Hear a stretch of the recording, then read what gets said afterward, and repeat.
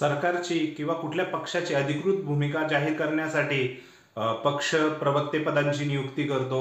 राष्ट्रवादी काँग्रेस शरद पवार गटाने आपले सर्व प्रवक्तेपदांची नियुक्ती रद्द केल्याची बातमी आपण वाचली। त्यानंतर जे महायुतीतले मेजरली पक्ष आहेत त्यातले जे कोणी सो कॉल्ड आमदार आहेत सर्व म्हणजे आमदार असू द्या, खासदार असू द्या, नेते असू द्या, सर्वांनी एकच वाचाळवीरांची स्पर्धा लागल्यासारखं ते एकमेकांना बडबडताय। काही जे शासनाचे धोरण आहेत, निवडणुकी आधी जे हे झाले होते, काही आमिष दाखवण्यात आले होते, निवडणुकीनंतर हे करू ते करू, त्यावरती भाष्य करतानाही हे वाचाळवे थांबना। आता त्यातच म्हणजे संजय गायकवाड जे शिवसेना शिंदे गटाचे आहेत त्यांनाही अशाच वाचाळगिरीमुळे एकनाथ शिंदे यांनीही समज दिली आणि देवेंद्र फडणवीस यांनीही कारवाई करण्याचे आदेश दिलेत आणि त्यातल्या त्यात त्यांच्यावर म्हणजे गुन्हाही दाखल करण्यात आलेला आहे। हे सर्व असताना आता अजित पवार गटाकडून अजून एक वाचाळवीर पुढे येत आहेत। नरहरी झिरवळ जे जे आमदार आहेत अजित पवार गटाचे, त्यांनी आता नवीनच शोध काढलाय। त्यांनी आता सरकारच्या धोरणाबाबत यू टर्न घेतलेला दिसतोय। काय ते बोललेत ते आधी बघूया। जे आहे त्या नाराज आहेत, त्यांना 2100 जागी 1500 मिळतात, तेही वेळेवर मिळतात। लाडक्या बहिणी नाराज हे आपणच सांगत असतो किंवा विरोधक सांगत असतात।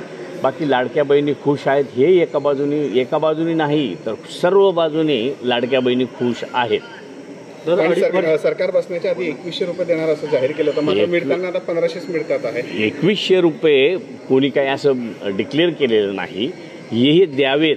आधी तर विरोधकांनी हे 1500 देणारच नाहीत, यांच्याजवळ देण्याची ऐपतच नाही, अशाच पद्धतीने सुरू केलं होतं। नंतर काय तर 2100 देणार आहे, 1500 दिले नाही ते 2100 कसे, पण 1500 दिल्यावर बाकी 2100वर जास्त जोर धरला, तर तसा काही प्रकार नाही आहे। आपलं मत किती आहे, 1500 का 2100? नाही, 1500 सुद्धा परिपूर्ण आहेत, कारण ज्या पद्धतीनं आता 1500वर महिला खुश आहेत। महिला म्हणजे ज्या वयोवृद्ध काही महिला त्याच्यातून सुटून गेल्या होत्या त्यांनाही त्याचा लाभ मिळाला आहे। अगदी मुलं बाळं किंवा नातवंड काहींना असतील त्यांना 2 रुपये देण्याचा स्वतःचा अधिकार त्या ठिकाणी, स्वतःच्या हक्काचे पैसे द्यायचं त्यांना ती सुविधा निर्माण झाली असं म्हणू। 2.5 वर्षानंतर नवीन मंत्रिमंडळात समाजगी घेण्याचं आता हे जर स्टेटमेंट नरहरी झिरवळ यांचं आपण जर पक्षाची अधिकृत भूमिका मांडली, अजित पवार गटाची आपण पक्षाची हे मानायची का?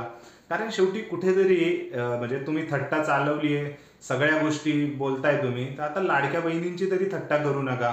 कारण एकनाथ शिंदे, देवेंद्र फडणवीस, देवा भाऊजी जो शब्द जिथून ज्या योजनेमुळे पुढे येतोय, एकनाथ शिंदे असू द्या, अजित पवार गट यांनीही तिघांनीही मान्य केलंय की लाडक्या बहिणी योजनेमुळे आम्ही सत्तेत आहोत।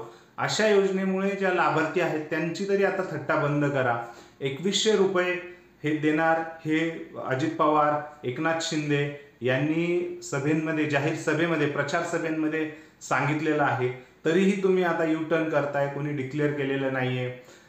निश्चितच आदिती तटकरे यांनीही विधानसभेत ज्या बालकल्याण मंत्री आहेत, महिला आणि बालकल्याण मंत्री, त्यांनीही सांगितलं होतं की म्हणजे फायनान्शियल इयर नंतर आम्ही बघू, त्याचा प्रस्ताव मांडू, या पंचवार्षिकमध्ये कधी ना कधी 2100 करू। परंतु आता नरहरी झिरवळ यांनी सांगणं की 2100 कोणी डिक्लेअर केलेलं नाही आणि लाडक्या बहिणी या 1500 रुपयात खूप खुश आहेत। निश्चितच कुठेतरी आता हेडाळणं तुम्ही बंद करा।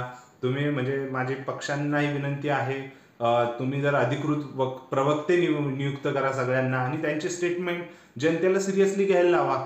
उगाच एखादी कॉमेडी सर्कस किंवा कुणीही उठा काहीही बोला आणि नंतर म्हणजे संभ्रमात पाडणं समाजाला, हे कितपत योग्य आहे आणि अशा सरकारवरती मतदार कसा भरोसा ठेवल हेही अवघड आहे। तुम्हाला काय वाटतंय लाडक्या बहिणींनी स्पेशली कमेंट सेक्शनमध्ये नक्की कमेंट करून तुमचे मतं व्यक्त करा। 2100 रुपये देणार यावरती जो घेतलेला यू टर्न आहे आणि 1500 रुपयामध्येच तुम्ही खुश आहात, यावरती तुमचं स्टेटमेंट, वक्तव्य नक्की कमेंट सेक्शनमध्ये करून कळवा। व्हिडिओ आवडला असल्यास लाईक करा आणि आपल्या चॅनलला सबस्क्राईब करायला विसरू नका। धन्यवाद।